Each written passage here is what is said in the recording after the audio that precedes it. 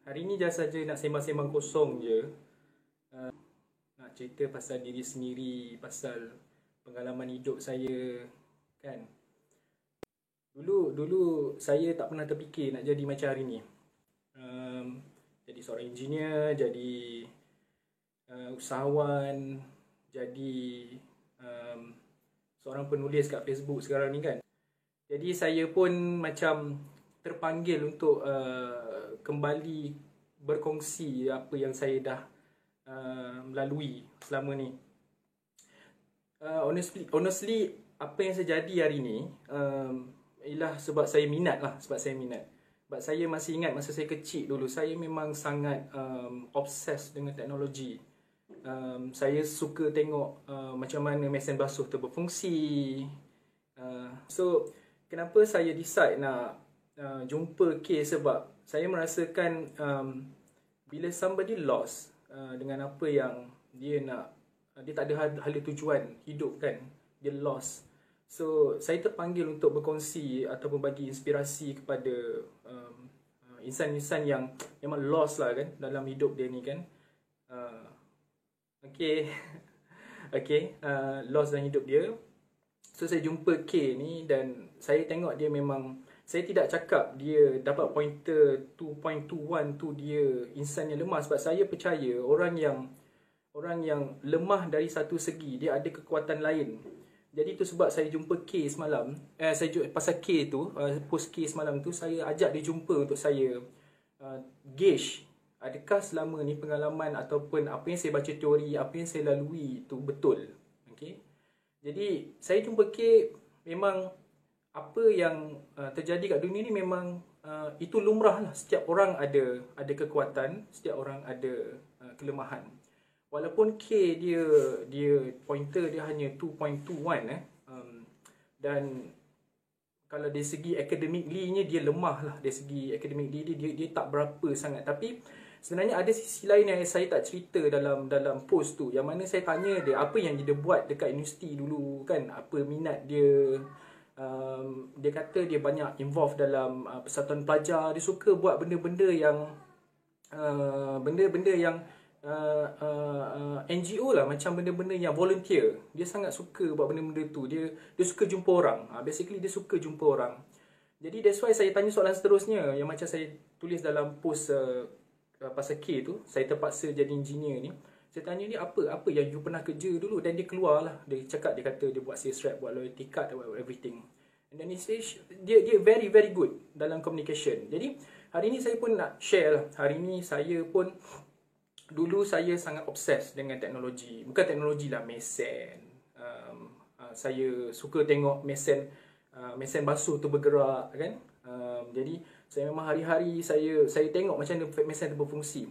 Jadi bila saya dah di sekolah menengah, saya di sekolah menengah rendah, saya actually masa sekolah menengah rendah tu saya lebih suka ke arah sejarah.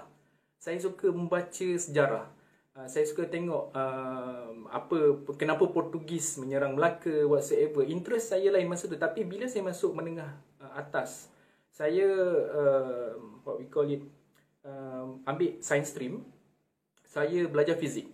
Bila saya belajar fizik, saya tengok satu automatic sistem automatic lampu. Dari situ saya minat saya makin mendalam dekat electrical engineering. Jadi bila saya minat fizik, tapi saya masih tak clear apa sebenarnya saya nak buat.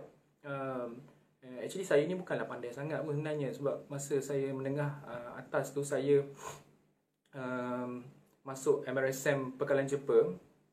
Anyway, siapa-siapa yang tengok ni, siapa yang tak kenal, mungkin ada yang baru jadi follower saya, jadi friend saya. Saya bagi introduction sikit lah. Saya Abdul Rahman Bahasa, saya seorang electrical engineer, dan hari ni saya just nak share berdasarkan apa yang sebenarnya saya post pasal K itulah, post K tu. So daripada menengah atas tu saya agak lemah. Saya NMAT, saya daripada sekolah biasa saya pergi NMAT. Saya pergi sekolah science stream atau sekolah berasrama penuh. Saya masih ingat saya tanya cikgu saya, cikgu berapa persen kelulusan dekat MRSM ni. Cikgu tu gelak dengan saya. Dia kata, oh dekat MRSM ni kita tak ambil peratus kelulusan, kita ambil berapa orang straight A. Masa tu sangat terkejut lah kan. Kita daripada sekolah biasa ni, kita duk sibuk pasal 100% kelulusan apa benda, tiba-tiba sampai dekat MRSM ni dia lebih kepada berapa ramai straight A. Okay, agak stressful jugalah sebenarnya masa tu. Dan sebab saya tak berapa bagus dalam AdMed masa tu. Tapi along the way, saya minat fizik tadi. Bila saya tengok cikgu saya ajar pasal automatic, lampu tu boleh menyala sendiri, saya jadi minat sangat dengan electrical engineering ni. Sebab pada saya electrical engineering ni dia memudahkan orang. Jadi bila dia memudahkan orang, memang ada macam natural feeling dalam diri saya ni, saya suka untuk memudahkan orang. Jadi daripada situ, lepas saya SPM, lagi sekali saya result saya tak berapa bagus lah. Bila MRSM ni dia tak dapat straight A, lepas tu macam BI saya pun tak berapa bagus kan. Dia jadi satu kekecewaan lah pada masa tu. Memang sangat kecewa. Saya masih ingat lagi, kawan-kawan saya fly pergi overseas, tapi saya masih di Malaysia kan. Orang lain pergi Ireland, orang pergi Jepun, orang pergi Jerman, tapi saya masih di Malaysia. Jadi saya bukan tak ada pilihan, saya okay, that's it lah, tak apalah. Apa boleh buat, ada rezeki, dan kita proceed belajar lah dekat Malaysia. So saya proceed dengan saya punya matrikulasi di UTM. Dan kalau siapa ada kat sini pernah ada tak kawan-kawan saya kat sini yang what we call it, kita berada di tahun asal. Masa tu matrikulasi dia macam dia cuba untuk buat kembali kepada universiti-universiti tu ada balik matrikulasi. Macam sekarang sampai hari ni ada PASUM Pusat Asasi Sains UM kan, dia masih ada. Masa tu UTM. So saya minat engineering, so saya pergilah UTM ambil kan. So matrikulasi sains fizikal lah, sebab saya minat sangat dengan engineering. So bila saya dah masuk matrikulasi UTM sains fizikal, result saya tak outstanding lah, biasa je, dalam 3 point lebih sikit je. So besar harapan pada masa tu nak continue ke UTM. Tapi siapa zaman-zaman tu yang go through this tahun asas, dia bukan automatically masuk UTM. Jadi saya kena isi balik borang UPU untuk pilih balik universiti. Tapi the best thing is, besok keputusan UPU keluar kan, semua tak salah saya masa tu 7 ke 8 pilihan saya buat. Semua 7 ke 8 pilihan tu semua saya pilih electrical engineering. Dan the end up saya what we call it, dipindahkan dari UTM pergi ke Kuito. Masa tu Kuito, College University Tun Hussein On Parit Raja. So saya masuk Kuito. Pada masa tu down sekali lagi sebab UTM tak boleh, tak dapat, and then nak pergi universiti lain pun tak ada, Kuito yang terima kan. So memang perancangan Allah, perancangan Tuhan tu sangat bagus. Masa tu Kuito, ataupun saya rasa sampai hari ni, bekas-bekas KU ni, orang panggil KU kan, College University dulu, dia punya konsep adalah dia lebih kepada praktikal daripada teori. So masa zaman-zaman saya join Kuito tu, dia 60% praktikal, 40% teori. So banyak buat praktikal lah, kita masuk lab, kita buat wiring, kita buat masuk makmal kan, buat macam-macam testing daripada teori. Jadi perancangan Allah dan Tuhan tu sangat bagus. Dan Alhamdulillah, disebabkan itu, semasa di Kuito tu, student enrollment dalam 4,000 orang saya rasa pada tahun tu. 4,000 orang. Memang student sikit lah kalau dibandingkan dengan UTM masa ada 16,000, 12,000 kan. Dekat UKM ada 20,000 orang. Jadi universiti kecil ada 4,000 je. Jadi bila sepanjang perjalanan saya di Kuito tu, bila universiti kecil ni, saya cuba untuk cabar diri saya. Selain daripada saya minat pergi engineering ni, saya cuba cabar diri saya masuk Persatuan Pelajar. So siapa-siapa yang daripada Kuito tu, dia tahulah saya bekas Persatuan Pelajar di Kolej Kediaman. Dan saya presiden lah masa tu Kolej Kediaman Tun Dr. Ismail. Kalau ada siapa alumni Kuito kat sini, kisah salam dekat siapa-siapa yang berada di Kuito tu lah kan. So daripada situ saya develop saya punya skill, communication skill, problem solving skill, time management skill. dan masa yang sama saya pesulah saya punya engineering kan. Tapi itulah again, dia bila you kejar something, you akan tertinggal something. Along the way tu saya punya result pun bila saya terlampau involved dalam persatuan pelajar masa tu, result saya agak jatuh kan lah masa tu. Dalam saya pernah dapat bawah 2.5 macam tu, 2.4 saya tak ingat, saya kena tengok boleh transkrip sekali. Tapi ada satu masa 1-2 semester tu saya jatuh. So bila saya jatuh tu, saya okay, that's it, I already gain the some of the skill, ada skill yang saya dah gain, saya dah dapat berpersatuan kan semua kan. So saya pursue balik saya punya engineering course. Saya fokus kepada engineering saya. Dan by the end of the day saya grad lah, second class apa. Masa tu zaman-zaman saya grad 12 tahun, 13 tahun lepas, orang duk kejar 3 pointer lah, at least 3 pointer senang dapat kerja kan. So alhamdulillah saya grad. Dan untuk pengetahuan semua, saya masa tu saya memang dah aim, kalau awak, kalau Rahman, you kalau you nak jadi kalau you nak jadi engineer, you kena jadi engineer betul-betul. Okay. So daripada saya grad tu je saya dah aim dah. Saya cakap okay, I want to be a professional engineer. Saya nak jadi professional engineer in 3 years. Okay, in 3 years. So saya dah start ambil degree. Hari graduation tu juga saya pergi hantar saya punya fotokopi degree tu, pergi register BEM, dapatkan saya punya timbalan Net Chancellor yang ada IR masa tu, dapatkan dia punya endorsement, dan saya ambil bawa balik benda tu dan saya submit ke BEM. Tapi saya rasa sekarang ni banyak universiti yang dah buat kan, dia automatically kena register BEM kan semua kan. So it is good lah, pada saya bagus. Sebab bila kita ada bila kita register ni kita tak buang masa lah, itu je. So akta dia tu, walaupun banyak company-company masih, saya sedih kat lah benda ni kan, banyak company-company yang dia tak ambil pot pun kan. Kau register ke, kau tak register ke, as long as kau boleh buat kerja, kau boleh kena tahan maki, kau boleh duduk tengah panas, gaji bayar murah kan, that's it. Dia orang ambil kerja, tak kisah punya register BEM ke tidak. Tapi sekarang ni saya nampak ada improvement. Orang kebanyakan company dia nak dapat satu guaranteed, dia letak requirement cakap BEM registered engineer macam tu. Okay, once saya dah along the way saya pergi interview. Masa tu saya dah graduate.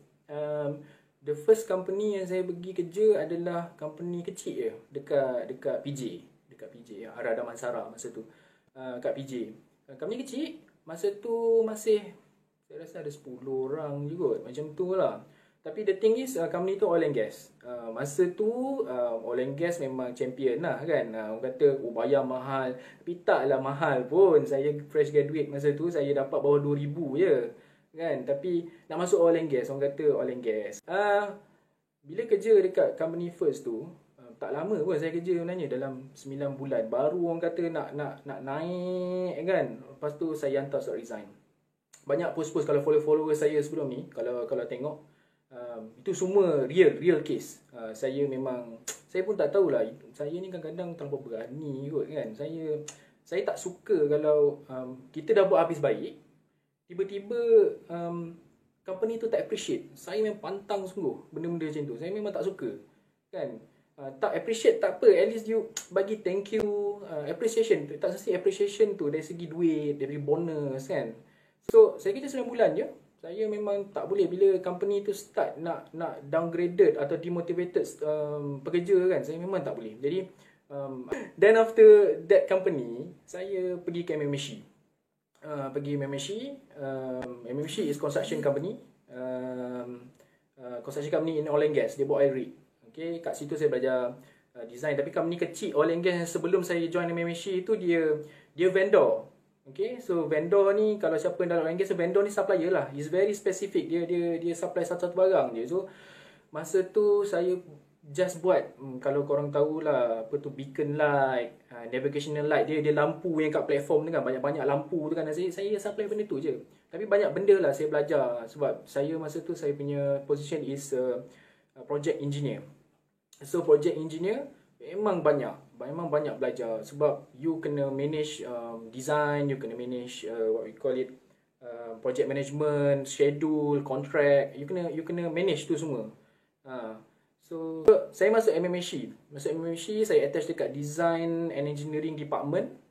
Sempatlah buat dua projek masa tu. Dalam 2-3 tahun saya kat MMHE. Lepas tu saya sebab saya dah aim kan, saya nak buat saya punya professional engineer. Jadi saya kena kembali ke Kuala Lumpur sebab masa tu professional engineer dia kena attend kelas. Memang ada dekat Southern maksudnya branch selatan tu memang ada buat kelas-kelas ni, kelas-kelas yang mandatory tu macam safety and health, lepas tu design engineering, apa lagi ethics, engineering management ni semua tu kan. Tapi tak banyak. Jadi bila tak banyak, dia melambatkan saya punya proses untuk complete saya punya professional engineer. So saya decide, saya buat satu keputusan yang agak drastik. Daripada sebuah company multinational yang besar ni, MMHE ni, saya drastik, saya pindah balik ke company kecil di area Lembah Kelang lah. Okay. So ramai masa tu tanya saya, betul ke kau ni Man, kau nak pindah masuk balik vendor ni? Sebab sepatutnya daripada vendor dia masuk ke maincon macam MMHE, then by that sepatutnya dia either dia pergi ke consultant ataupun lepas tu dia akan pergi ke client kan. Tapi saya menongkak arus, saya patah balik ke company kecil. So bila kat company kecil tu dekat Lembah Kelang ni, dia offer saya gaji rendah sikit daripada MMHE. Tapi sikit never mind, I want to pursue my professional engineer. Cakap tak apalah kan, dengan cuak juga masa tu sebenarnya sebab nak kahwin apa semua kan. Tapi gaji rendah pula. So tak apalah, knowledge come first, ilmu datang dulu, duit tu datang kemudian kan. Itu pegangan saya. So saya pun kembali ke Lembah Kelang. Dia bagi saya electrical engineer.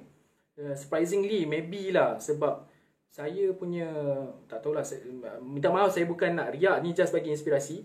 Saya punya sikap, saya tak boleh duduk diam. Saya sentiasa cari macam mana nak settlekan satu problem ni kan.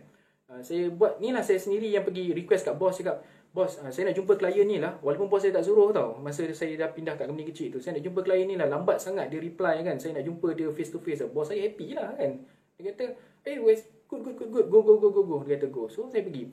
So bila saya nampak macam tu, the boss trust, dia trust saya. Dia percaya dengan saya. Dia percaya dengan saya, tengok okay, this guy dia independent. Okay, bagus. Dia try to solve the problem whatsoever. So alhamdulillah dia bagi saya assign satu projek. Saya jadi macam assistant electrical engineer macam tu, tapi saya drive the project. So masa saya dekat company yang kecil tadi tu, saya jadi assistant engineer. Senior engineer saya mungkin sibuk, dia handle 2-3 projek lain. So saya banyak drive the project. Bila saya banyak drive the project, company saya nampak dia ada trust. Dia nampak kita ni passion, minat. Sebab again lah, saya minat. Masa tu saya handle equipment. Bila vendor masuk company kecil, dia vendor, saya handle equipment switch gear kan, supply switch gear. So minat lah kan, sebab kita memang minat electrical engineer. Kita minat nak design dia punya circuit breaker. Kita tahu nak discuss technical dia punya automatic transfer switch semua tu kan. Jadi memang dia passion. Kita nak cuba deliver the project. Dan alhamdulillah project tu daripada setahun, dia punya timeline dia, saya boleh deliver dalam 8 bulan. 4 bulan ahead schedule. Sebab maybe sebab saya push client drawing approval cepat kan. Dan kita push kita punya manufacturer, dan kita dapat deliver early from the schedule. So daripada project tu, dia build trust daripada bos saya. Jadi dia dapat satu projek yang besar sikit lagi, dan dia suruh saya jadi lead. So saya pun jadi lead, dan saya drive the project and whatsoever. Projek agak complicated. Di tengah-tengah projek tu, bos saya naikkan pangkat saya jadi assistant project manager masa tu. Daripada electrical engineer, assistant project manager. So saya settlekan projek tu semua. Tapi again, saya pun tak tahu kenapa nasib saya tak baik kot. Company tu dia start untuk orang kata business bagus, banyak projek masuk. Projek yang saya handle tu pun agak besar. Bila assistant project manager, saya tahu account dia macam mana kan, kat mana keluar duit masuk semua keluar. Berapa untung, berapa margin semua kita tahu. Tapi dia start untuk tarik benefit, mileage dipotong, medical tak ada. Bukan medical tak ada lah, medical pay and claim, bukan cashless kan. So masa tu macam apa tak, memang saya tak boleh lah bila benda-benda macam ni, memang saya tak suka. Jadi kalau saya ada yang, kalau siapa yang pernah baca post saya tu, if you can buy a bungalow, let us buy terrace house. Memang saya cakap real dengan bos saya macam tu. Memang saya cakap real. Sebab masa tu saya ingat lagi, saya tak puas hati lepas town hall. Saya tak puas hati bila dia explain, cakap kena ni lah, kena cut cost lah, tak boleh lah. Tapi pada masa yang sama, bos boleh beli, saya ingat lagi, kereta dia kereta mewah. Lepas tu dia duk tayang dekat pekerja-pekerja ni, kalau you nak beli kereta, you beli kereta macam ni. Orang yang gaji 1,000 lebih, 2,000, tak apa maksudnya. Kan? Dia nak beli kancil ke Proton, masa tu pun sakit. Masa tu Proton mahal kan. Tiba-tiba dia cerita kalau you nak beli kereta, you beli kereta macam ni kan. Siapa tak terasa. Jadi saya memang ramai yang demotivated dalam company tu. Saya cakap dengan kawan saya, tak apa, kita try to find a push untuk kita discuss lagi dengan management macam mana. Tapi by the end of the day, management still cakap, okay, refuse. Tak boleh, still the policy is policy, cut here, cut there, blah blah blah blah. Maybe ada kesusahan yang saya tak nampak, tapi dari segi physically saya nampak dia agak mewah bos-bos ni kan. So again, bila saya tak puas hati, saya pun hantar saya punya resignation letter, and then boss saya pun call saya. Siapa yang pernah baca post yang if you can buy a bungalow, let us buy a terrace house tu, memang saya real cakap dengan bos saya, bos, saya tak nak sama macam bos. Saya tahu bos lah, saya pekerja kan. Okay, memang saya tak suka kan. Jadi saya cakap dengan bos saya tahu boss is level boss lah. You deserve to get more than the employee. You memang layak untuk dapat lebih, sebab the responsibility of majikan ni memang lagi pening. Sebab saya pun majikan sekarang, nak bayar gaji kan, kita nak fikir bisnes memang pening. Tapi bila dia at least benda yang basic, orang nak beli kereta, boleh bayar sewa rumah, boleh makan setiap bulan, macam tu pun tak boleh nak bagi kan. Dia cut here and there, which is pada masa itu company doing quite good business. Jadi saya tak puas hati. So saya cakap dengan bos saya memang tak nak, saya tak nak jadi macam bos, tapi at least you need to be fair. Dia counter saya 7%. Saya cakap that's it lah. Cakap I already make up my mind. Dan saya sekejap menganggur, sekejap sangat kot. Sebelum tu saya dah start cari kerja dah, dapat interview. Saya pindah ke satu company multinational, US company. So dekat US company ni, saya punya position is project manager. Memang banyak travel sana, pergi Europe, pergi Indonesia, pergi Singapura kan. Saya balik daripada Korea, saya touchdown sekejap dekat Malaysia, and then saya pergi ke Indonesia 2-3 hari, then saya balik ke Malaysia. Saya just ambil, wife saya dah sediakan bag tu, touchdown pagi, pagi lah, and then saya ambil bag, saya fly malam. Sempat rehat kejap, peluk cium anak kejap, terus fly pergi Europe. Memang banyak travel. So benda-benda macam ni memang bila saya keluar negara, saya tengok siapa-siapa pernah pergi luar negara lah. Bila saya balik Malaysia, saya macam oh my goodness, Malaysia ni jauh lagi lah. Bukan dari segi pemikiran, banyak benda lah. Bila saya pergi ke negara luar tu, saya tak cakap semua negara luar tu bagus, tapi ada certain yang mana bila kita dah kat luar tu, bila kita balik, contoh kat Korea lah kan, dia punya hardworking, dia punya teknologi, dia punya ni, which is nothing special pun teknologi dia, sebab saya electrical engineer, so saya tahu apa benda yang dia buat ni kan. So nothing special, benda tu kita boleh buat. Jadi saya banyak travel here and there. Dalam masa yang sama, saya pursue my professional engineer. Untuk siapa yang nak tahu saya buat professional engineer saya, sepatutnya kalau ikut graduate engineer, lepas 3 tahun you boleh buat dah professional engineer. Tapi saya, disebabkan company-company yang saya involve tadi tu tak ada mentor, macam tadi saya buat pursue professional engineer saya, sepatutnya 3 tahun kalau you dah graduate dan you register BEM, lepas 3 tahun tu you memang dah boleh buat professional engineer. Okay? Tapi dengan syarat you kena ada mentor 1 tahun minimum. Okay? Mentor you tu sama branch dengan you. Kalau you macam saya electrical, you kena ada electrical lah, dia punya mentor. Saya tak ada mentor masa tu. Di company-company saya tak ada mentor. Jadi saya go through IEM. IEM dia sediakan mentorship lah. Dia sediakan list of mentor. Saya kena pilih mentor. So bila saya pilih mentor, saya go through logbook scheme. So orang biasa buat biasa, saya hampir 4 tahun saya just buat logbook saja. So memang lama, memang logbook lama betul saya buat. Saya kumpulkan semua design experience saya, site experience saya, kena buat report kan, macam-macam lah nak kena buat ni. Jumpa mentor, and then mentor tu bash saya, you tak cukup lagi nak jadi engineer macam ni, you kena tahu ni. So kat situ saya develop, saya cakap, oh I need to know this, I need to know macam-macam lah kan, yang kena, at least you kena ada design experience. Masa tu pengalaman kena ada 6 bulan buat design, 1 tahun kena ada kat site. Okay, so masa tu 4 tahun. Bila dah 4 tahun saya apply engineer, professional engineer. Dan masa tu saya ingat lagi bila saya di interview, professional interview, umur saya masa tu 29 tahun, tak salah sekejap. Betul lah, 4 tahun lah kan. Sepatutnya 3 tahun dah boleh buat. 28, 29. Okay, saya kerja 2 tahun ni. Okay, 29 tahun kot. The first question from the interviewer yang saya tak boleh lupa sampai hari ni, dia kata, Mr. Abdul Rahman, why you want to pursue your professional engineer? Then saya cakap, oh because I believe that I already comply all the requirements. Saya dah dapat semua yang requirement minimum. Masa 3 tahun experience, saya dah buat logbook, saya ada mentor whatsoever. That's why saya apply professional engineer. Tapi surprisingly, interviewer tu tanya saya, I don't think so. You just want to be famous. You want to have the IR in front of your name. Saya masa tu surprise kan. Okay.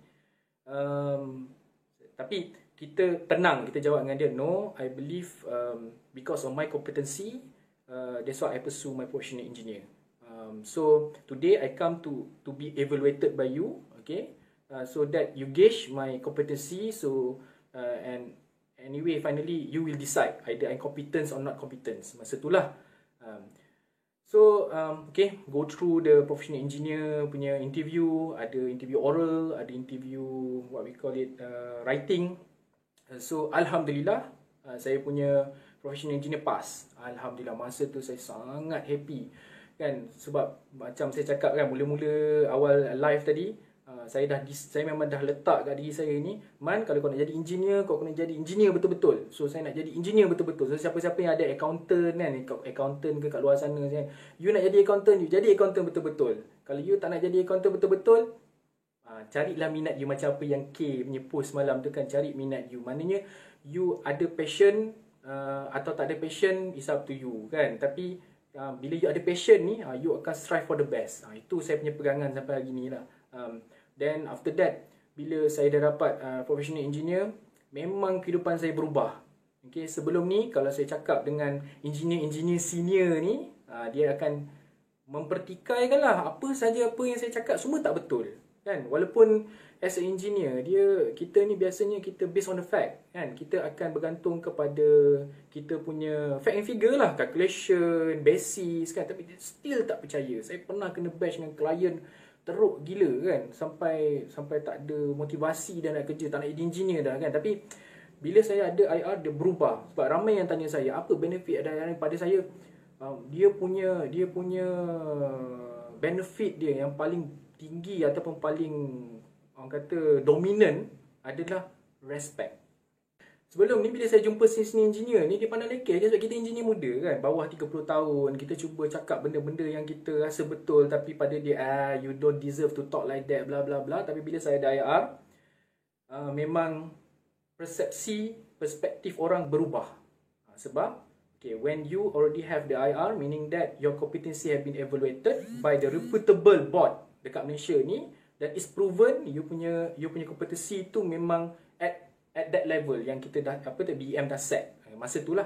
So saya pernah je macam saya pretend macam okay, macam pretend buat tak tahu kan, buat dalam meeting kita relax semua tu kan. Memang kena bash, tengok kita muda, tapi by the end of the day saya tolak saya punya business card. Bila dia tengok ada IR, okay, sorry, minta maaf. Again, the respect. Bila ada respect, you punya kerja mudah. Kita tak nak orang terima pendapat kita, tapi at least orang dengar dulu pendapat kita. Bila orang dah dengar dulu pendapat kita, baru kita boleh discuss kan, baru kita evaluate mana satu yang betul, mana satu yang salah, mana benda boleh improve. Itu yang penting. Ada sesengah saya, biasa saya cakap dengan anak-anak muda ni, jangan simpan, jangan takut, cakap je. Kadang-kadang anak muda ni lagi bagus idea dia daripada kita-kita yang dah berumur sikit ni. Saya tak adalah tua sangat, tapi kadang-kadang we need fresh idea. Cakap je, tak ada masalah. Salah lah. What is the, what we call it, apa yang worst akan jadi. You takkan kena headshot pun kan. By the end of the day you kena marah je. Macam saya pernah kena dulu kan, kena bash dengan senior semua ni. So bercakap, bagi pendapat. Tapi itulah saya cuba untuk tukar persepsi ni, yang mana kita perlu mendengar. Itu yang paling penting sekali. Kita perlu mendengar kan. Kadang-kadang pendapat kita tak semuanya betul kan. Ada orang yang lebih bagus pada kita. Daripada situ kita belajar kan. Belajar ni tak bermakna kita dah tua tu kita pandai kan. Ada orang yang lebih muda lagi pandai daripada kita. Ilmu ni dah tak mengenal usia. Dulu maybe lah kan, yang mana orang-orang yang berumur ni sebab dia dah lebih pengalaman, nak dapat information kena pergi library kan. Sekarang ni semua di ujung jari.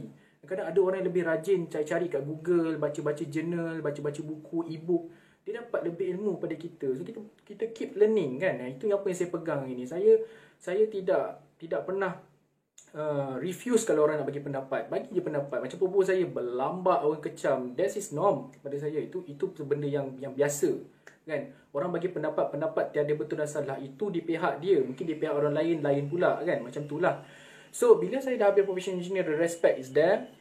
Saya banyak jumpa orang, the respect dia dah naik. Dia punya responsibility ataupun confidence level pun dah makin meningkat. Jadi saya banyak pergi overseas, saya banyak jumpa orang kan. Bila saya dah banyak jumpa orang, orang tanya saya, what is your qualification? Saya cakap saya professional engineer. Professional engineer pada mana? Sebab kadang saya pernah pergi Houston dulu. Orang US ingat professional engineer kat US dia lain sikit. Dia punya professional engineer, dia licensed by apa tu? State. Setiap negeri dia ada regulatory body dia. So dia macam terkejut. So dia kata, oh Malaysia tak respect langsung IR Malaysia masa tu. Saya pun macam, okay, kenapa tak respect? Saya pun start looking for what is the qualification yang boleh ada dapat recognition international kan.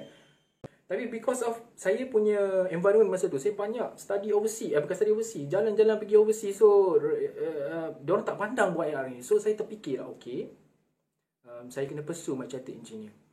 So saya pun pursue my chartered engineer. Saya dapat saya punya chartered engineer dalam masa setahun. Macam tu lah, setahun lah. Sebab dia makan masa kan. Dia 6 bulan dia evaluate, saya pergi interview. So maybe kalau later on nanti saya cerita lah macam mana pula, maybe ada sesi khas untuk cerita pasal macam mana nak buat chartered engineer ke kan. Macam tu lah. Bila dapat chartered engineer, saya buat engineering semua. Tapi dia masa saya project manager. Jadi ada lagi sisi lain yang mempertikaikan kompetisi saya dalam project management. Daripada management. Dia kata, apa qualification you buat project management? Ada some of the client lah tanya. Oh, because of my experience. You still young, I don't want to talk with you. Dia kata, dia tak percaya saya boleh handle project besar-besar kan, berpuluh juta. Dia tak percaya. Dia nak cakap dengan saya punya boss. Dia cakap, I'm a project manager, dia cakap kan. So you need to talk with me because I have the authority. Tak percaya. Jadi again, itulah sebabnya kalau ada yang tengok profil saya ambil professional management, project management professional daripada Project Management Institute USA. So siapa yang kat luar sana kalau buat project management tahulah PMP ni world recognized. PMP dia panggil Project Management Professional. Memang world recognized. Saya ambil 3 kali, 2 kali fail. Tak tahu apa nasib saya. So bila saya dapat PMP, 2 kali fail, memang down. Ada tadi saya nampak ada kot yang saya kenal tu kan, dah pernah ambil PMP, gagal. Memang down, memang tak bersemangat. So tapi saya punya pegangan pada masa tu, masa saya ambil PMP tu, dia dah tak macam sekarang. Dia dah ada online class murah, $100 dah boleh dapat dah dia punya education hours tu. Dulu saya kena spend RM7,000, RM5,000 just untuk attend class. Kan, lepas tu RM2,000 lagi tu untuk dia punya registration lah apa semua tu kan. So saya dah labur RM7,000, takkan saya nak back off kan. So saya cakap, sekali saya dah melangkah, saya kena habiskan. Saya ambil exam kali kedua, gagal juga. Wife saya tahulah betapa saya downnya masa tu kan. Memang tak ada semangat dah nak buat PMP ni. Tak boleh lah, susah sangat lah kan. Then wife saya banyak lah bagi. Itu yang penting tu, orang sekeliling you support you. Wife saya bagi semangat. Kata, teruskan bang, teruskan. Okay, fine. Saya ambil kali ketiga, Alhamdulillah, saya lulus. So dengan ada PMP, you punya confidence level so lagi tinggi. Kan? You punya, orang dah tak boleh nak petikai. Sebab you tahu you kat mana, level you kat mana, you tahu apa you buat, benda you betul. Tapi orang still pandang cert, still pandang qualification. It just a matter nak confidence kan orang. Jadi saya ambil saya punya PMP. So memang saya okay, saya go through all the process kerja saya macam biasa. Tapi bila saya merantau di seluruh, tak ada seluruh dunia kan, pergi Europe, pergi Korea sikit, pergi Jepun, Singapura, Australia, saya pergi Indonesia, tak banyak lah tapi banyak negara yang saya lawat. Saya tengok tak ada benda yang kita tak boleh buat sebenarnya kat Malaysia ni. Cakap kan, kenapa orang luar, kenapa kalau siapa dalam oil and gas boleh nampak lah kan. Dalam oil and gas ni siapa-siapa yang saya nampak kawan saya kat oil and gas boleh tahulah banyak sangat dependent dengan teknologi luar. That's why saya balik dari Malaysia tu, balik daripada overseas tu, saya start kumpulkan kawan-kawan saya. Cakap kita kena buat something ni. Again, because of the passion, because of minat kepada teknologi tu terlampau tinggi. Kita nak kembali balik, cakap okay, kita nak balik, kita nak give back to the society with the correct path, correct direction. Kita dah tak nak dah ada majikan yang duk tekan pekerja, bagi gaji murah whatsoever. We must have something. Kita kena letak, buat benchmark. Jadi saya terfikir nak buat bisnes. Okay? Buat bisnes teknologi. Masa tu bulan bintang lah kan. Bulan bintang kita nak buat ni. Macam-macam nak buat roket bagai ni kan. Contohlah, saya tak buat roket pun. Tapi dia punya impian tu terlampau tinggi. Tapi ilmu bisnes saya tak tinggi. Itu problem dia.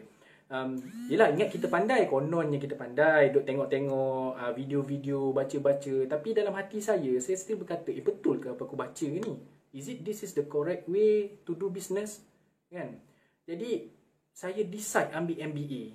Ada orang cakap lah, MBA, Master Business Administration ni, it just a matter qualification untuk mengayakan universiti lah. Ada setengah cakap macam tu lah, it's useless lah. Pada saya pegang satu je. Bila ada ilmu, bila you menuntut ilmu, you ada ilmu, tak rugi. You untuk ilmu, you tak rugi. Percaya juga saya. Kan? Jadi saya pun apply MBA. Bila saya masuk MBA, perspektif bisnes saya berubah total. Business is not matter of you ambil barang, you top up margin, then you jual, you dapat untung. Tapi sebenarnya bisnes lebih pada tu. What is the strategy you nak buat business? Apa market segment you? Apa you punya kekuatan? Apa you punya kekurangan? How you want to overcome all this? What is your final financial management? Cash flow you macam mana? Banyak benda kena consider. So masa saya ambil MBA tu macam, ini kalau saya proceed lah kan, buat bisnes saya tu, saya rasa lingkup kot. Macam tu lah kot. Bukanlah, yelah, orang, kita tak minta lingkup, tapi this a lot of knowledge yang kita kena tahu sebelum kita jump dalam bisnes, kan. Contoh macam mana kita nak compete, kan. Tak semestinya harga murah tu you boleh compete, kan. Banyak benda yang kena consider. Adakah you dalam niche market, adakah you dalam mass market, kan. Apa pricing strategi you, kan? Apa strategi you nak masuk? You are follower ke? You nak leapfrog ke? Macam-macam. Macam-macam. Bila saya belajar dalam, bukan nak promote UiTM, tapi UiTM have a very good syllabus. Kan? Lecturer dia yang ambil yang ngajar MBA masa tu pun ada secertain yang memang truly education, academician lah. Maksudnya dia daripada awal dia memang mengajar. Tapi kebanyakan lecturer tu dia ada industrial punya background. Jadi dia menceritakan sepak terajang industri ni dalam kelas. Jadi kita pun macam, okey, baru kita nampak macam ni you nak jawab dengan boss you. Contoh macam kalau debt ratio for example, macam mana you nak tengok performance company debt ratio, macam-macam ratio kan. Macam mana you nak jawab kenapa you kena beli stok ni, kenapa yield dia berapa, bla bla, bond ni macam mana. Banyak benda yang kita tak tahu, kan. Jadi bila saya tamat MBA, dalam masa yang sama tu saya start saya punya company Recove Group Sdn Bhd. Saya panggilkan kawan saya semua, okay, this is how we need to do business. Macam ni, we must have the mission, we must have the value, we must have the strategy, what is the market industry yang kita nak masuk. Banyak benda yang kita kena consider. Dan by the end of the day, Alhamdulillah hari ni Recove Group semakin berkembang. Dan yang paling penting sekali, we want to set up a culture that we must work together. employee dengan majikan kena bekerjasama. Kalau majikan tak bekerjasama dengan employee, is useless. Itu apa yang saya sentiasa cakap dan ingatkan rakan-rakan saya. The culture must be correct at the first place. Kalau first you set up tu dah macam orang kata nak sakau duit kan, nak ambil duit dulu, saya rasa tidak akan bertahan lama. Jadi itu dah sampai hari ni kita masih mempertahankan that value, responsible fairness. Itu kalau buka laman web Eco Group, memang fairness dengan responsible is one of our core value. Fairness kan, kita tak nak, kalau you deserve to get it, you get it, that's it kan. Siapa buat dia dapat, tak buat tak dapat, finish kan. Kita tak nak talk bulan bintang, nak janji-janji manis ni, it's not the time kan. So memang again minat, memang saya cadangkan kepada siapa-siapa yang tengok ni, 64 orang ni kan, yang sedang tengok 65 orang ni, bila you ada passion, dia akan drive you. Itu memang saya rasa sangat-sangat. Bila you berminat, dia akan drive you sendirilah, naturally dia akan drive you dengan apa you nak. Tapi dengan syarat you kena ada impian atau hala tujuan you dulu. Macam saya dah set dulu 12-13 tahun dulu nak jadi engineer. Lebih kot sebab daripada saya grad, saya masuk Kuito lagi kan. Saya nak jadi engineer betul-betul. Memang kena minat. Bila you minat, dia memang naturally. Ada setengah orang lah memang okay, dah jadi engineer, lepas tu sebenarnya tak minat tapi cuba untuk minat. Boleh juga, tak ada masalah. Boleh juga minat dan pupuk minat tu, sebab minat ni bukannya maksudnya you minat satu engineer tu. Mungkin, saya tak tahu, kalau saya electrical engineer, mungkin minat buat design saja daripada project management kan. Engineering ni besar, you boleh jadi procurement, you boleh jadi sales, you boleh jadi project management, boleh buat design, you boleh jadi superintendent dekat site, macam-macam. Ada setengah orang dia engineer tapi dia jadi inspector of work. Ada siapa yang kat luar tu lah kan, dia engineer tapi dia jadi inspector of work sebab minat dia untuk buat inspection. Dia suka check benda kan. Jadi itu antara passion juga. Yang paling penting apa sebenarnya yang saya nak sampaikan dalam post K semalam, kenapa saya terpaksa jadi engineer tu, whatever you do, you must have passion. Bila you have a passion, you ada minat, you akan you tidak akan tension. You tidak akan tension dalam bekerja. Bila emosi you stabil, you rasa seronok, dengan sendirinya you bersemangat, motivated. Itu je sebenarnya apa yang saya nak sampaikan semalam. That's why macam kes K tu semalam, K ni, bila saya interview dia kan, dia memang sangat passionate dengan sales. Dia cerita dia macam mana dia buat sales, dia kata dia jumpa orang, dia cerita ni. Saya pun convincing pula. Saya pula yang terasa convinced dengan apa yang dia cakap tu kan. Very convincing. Saya cakap, actually you punya talent ni sebenarnya, you memang bagus dalam communication kan. You sangat bagus dalam convincing people. Jadi you boleh try to go on the sales and marketing, pergi jadi sales engineer, ataupun you sendiri buat sales apa yang you minat. Yes, memang dia dah graduate as a engineer, tapi gunakan kekuatan. Itu point dia. Kita kan ada passion, so that kita akan motivate. Bila kita ada terapi minda, maksudnya minda kita positif, kita jadi happy, kita akan motivate kerja. Itu yang paling penting sekali lah pada saya. Bila you motivate untuk buat kerja, tak kisahlah you kerja makan gaji ke, you buat business ke, keluarga you ke, bila you happy, dia result dia outstanding. Tu je point dia kan. Semoga semua dapat manfaat apa yang saya nak sampaikan hari ni. So diharapkan saya boleh buat live lagi lepas ni. Mungkin lepas ni kita talk very specific kan, dengan apa request yang kita nak cuba tengok apa yang isu spesifik untuk kita kupas kan. Kita berdiskusi sama-sama. Dan lepas ni insyaAllah saya akan buat announcement lah kan. Announcement, okay, saya nak buat live hari ni, apa topik yang you nak discuss. Kita buat vote sikit dan kita discuss sama-sama. Dia tak bermakna hanya saya seorang yang bagi talk. Mungkin ada knowledge yang saya tahu, mungkin ada knowledge yang you all tahu. Kita berkongsi. Sebab saya percaya ilmu ni kita tak boleh simpan. Bila kita kongsi yang ramai kan, bila kongsi yang ramai tu, ilmu tu dia makin membiak dengan banyaknya kan. Kita tak boleh simpan. Kalau simpan dia lama hilang. cukup lah kan kita cakap sebagai guru silat kita tak bagi daripada 10 buah tu kita kena bagi 9 buah je, satu lagi simpan sebab aku tok guru. No. Itu bukan masanya dah sekarang. Kan kita kena ada 10 kita bagi 10 supaya orang akan bagi kita satu kita jadi 11. Kan? Itu yang penting sekali. So guys, terima kasih banyak ikuti live saya ni, ada 52 orang lagi. So next time nanti saya buat announcement apa-apa yang kita boleh discuss. So hopefully kita tamatkan kita punya live hari ni, saya punya live hari ni. Terima kasih banyak. Okay, bye. Assalamualaikum.